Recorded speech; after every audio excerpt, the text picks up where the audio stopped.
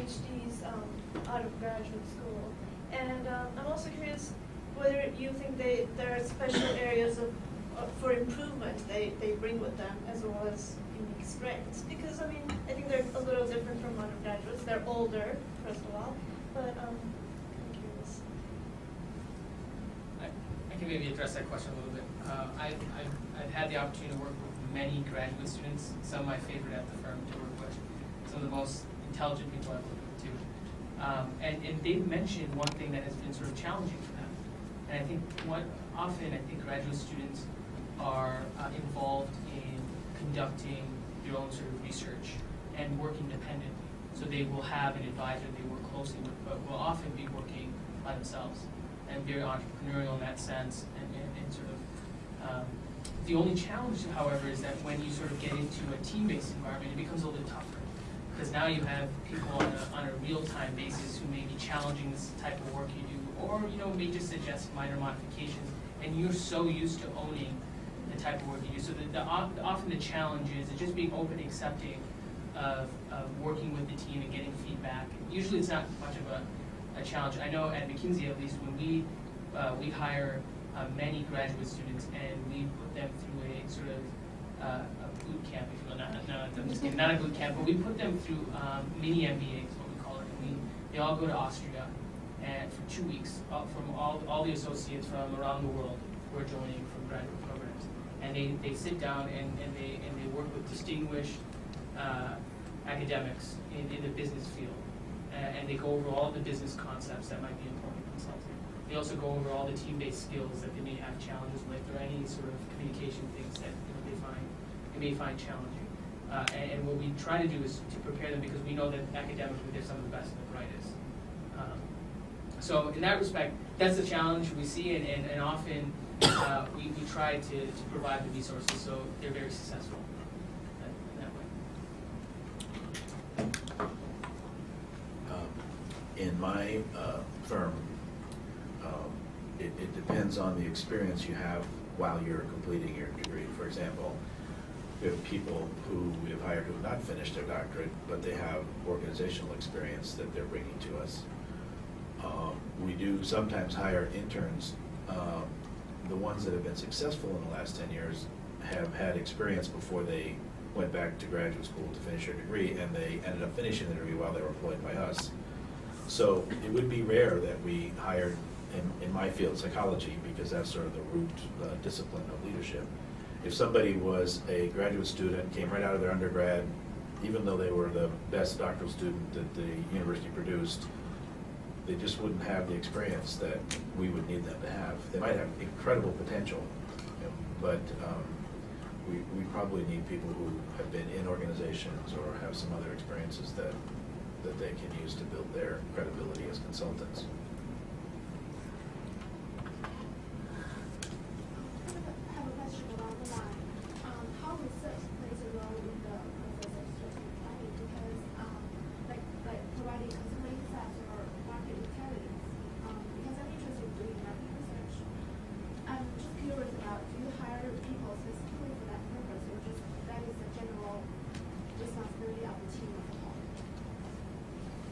So I believe the question was in regards to recruiting for market research specifically? How research plays a role in the planning process.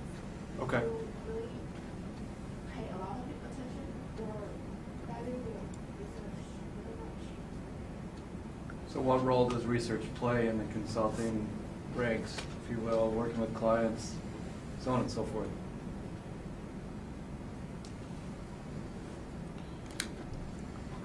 Well, our firm is considered a medium to small firm in our market, 35 people.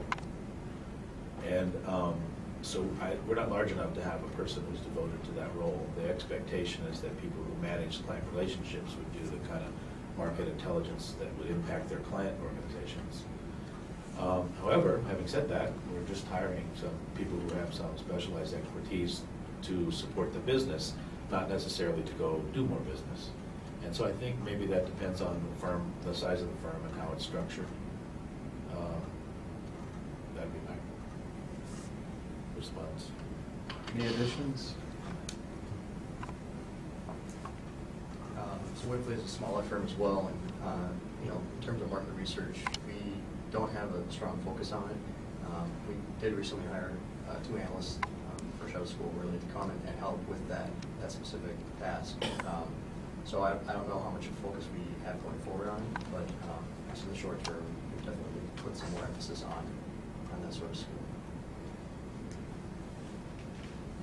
In the market research respect, or consumer insights perspective, as a firm, we do have sort of a research arm that just focuses in on doing, conducting consumer surveys or industry journals and stuff like that we invest in. But there's also a lot of other organizations that specialize in doing sort of market research, like Forrester, and there's a whole slew of them, which you may find interesting. If you're very interested in doing research and publishing reports and things like that, it may make more sense to become a research analyst. I think the skills, however, of conducting research, I think are probably beneficial when being a consultant, because it's valuable to be sort of hypothesis driven and know, here's what I'm looking for, here's sort of the questions I want to address. Whether or not you actually go out and conduct the research or someone else conducts it for you, it's good to know that you've got the right set of questions you're trying to answer. So. Very well. Yes? For your entry-level positions, what is the problem that they have the most trouble with first? What is I think it's this one easily.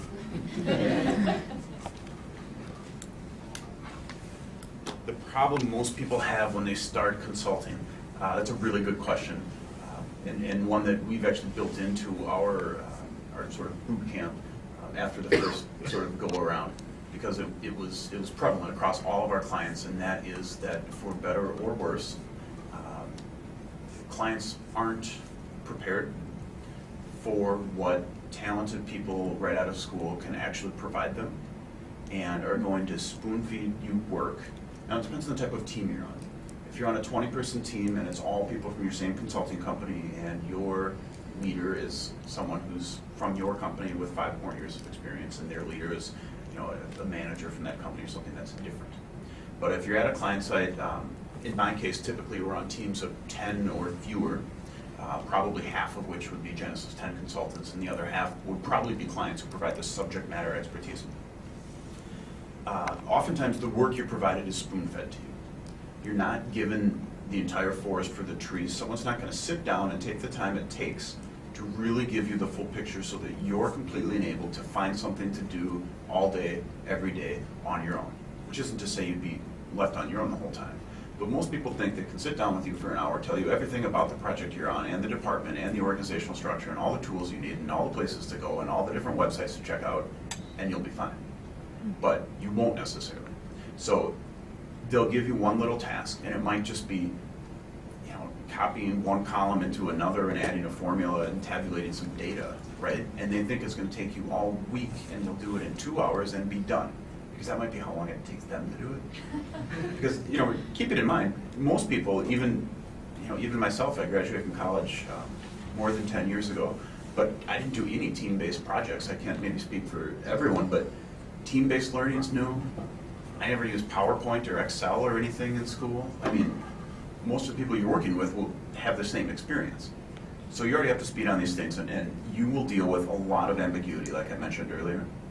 You will finish your work faster than they expect you to. You will be kind of finding a way to, toe that line of talking to your manager for more to do. This isn't necessarily just true for consulting, it's true across the board. Versus bothering them all the time because you don't have enough to do. And what do you do with all that? And depending on where you're going and how they've enabled you and your success, it may take you a few months to get to a point where you can go in every day and have your own list that you created yourself of things that you need to get done and where you can provide value. Or it might be day 2. But in most cases, you're going to deal with a lot of ambiguity and trying to figure out exactly where you fit in and how to provide value, and with the right structure and the right support system. And this has been basically my focus for the last year, building this in for the 50 people who work for me. It's probably the biggest problem I've had to face. In fact, it is. So how did he solve it?